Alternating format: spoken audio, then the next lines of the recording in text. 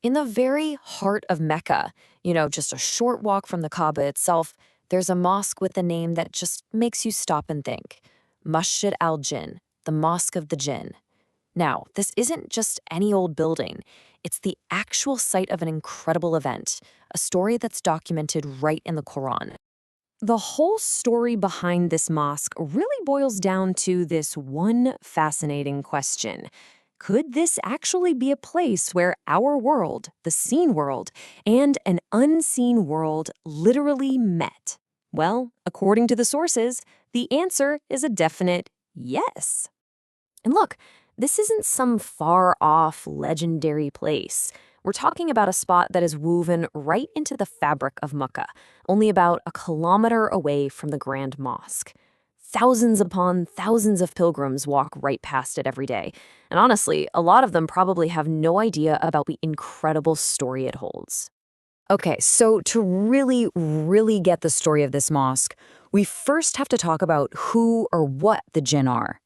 For a lot of people, that word brings up images from folklore or fairy tales, but in Islamic theology, they are something far more specific and real. So the Quran tells us that jinn are a completely separate creation of God, made from a smokeless flame. And here's the crucial part.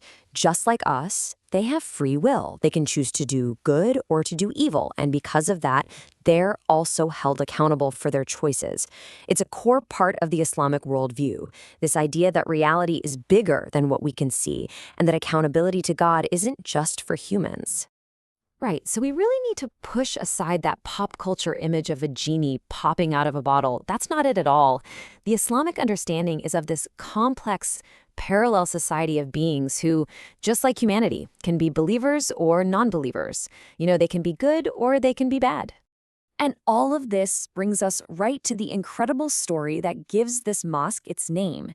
It's a detailed account from the sources of a night when the Prophet Muhammad, peace be upon him, had a direct encounter with these very beings. And you know what? We actually have an eyewitness account. These are the words of Abdullah ibn Masood, one of the Prophet's closest companions, who was the only human being to witness this event. His description just gives you a sense of the sheer scale of what was happening that night. So here's how it all went down. The Prophet asked his companions who wanted to come and see the jinn, but only Ibn Masud was brave enough to volunteer. They walked to this exact spot, and the Prophet drew a circle on the ground around him, telling him, "Whatever you do, don't cross this line." Then, as the Prophet started reciting the Quran, the jinn began to arrive, in waves, in troops, gathering all around to listen. And they stayed there, listening, all night long, until the sun came up. And the end result of this night was just massive. This wasn't just a simple meeting. It was essentially a mass conversion. After hearing the words of the Quran, the leaders of the jinn accepted Islam and gave their bay'ah, their formal oath of allegiance, directly to the Prophet. This one single event was so important that the mosque actually has 3 different names.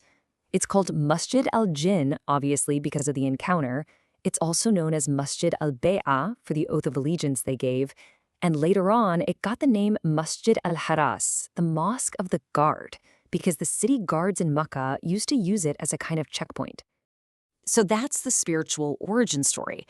But the story of the actual physical building, well, that's just as amazing.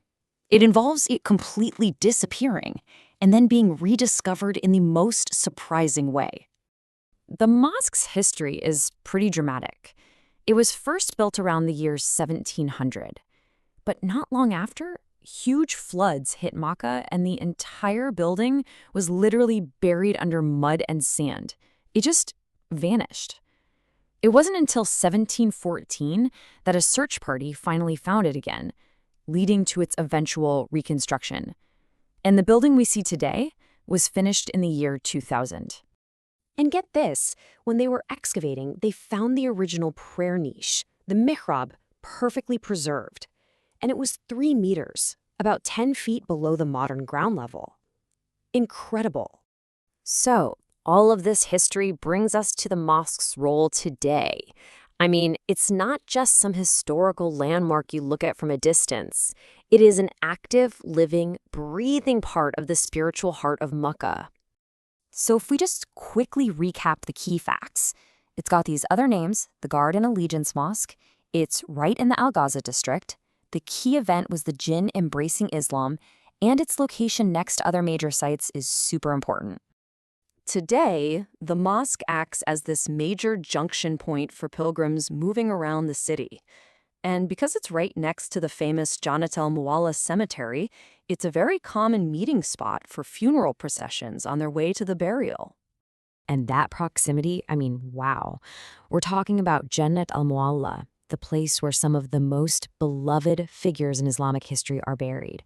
We're talking about the Prophet's first wife, Khadija, and his grandfather, Abdul Muttalib.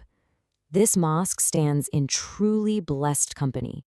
So the story of Masjid al-Jinn really leaves you with this powerful thought. It's such a clear reminder that right under the surface of the world we see, there's often this much deeper history just waiting. Sometimes, it's literally just a few feet underground. It really makes you wonder, doesn't it? What other incredible stories do we just walk right past every single day?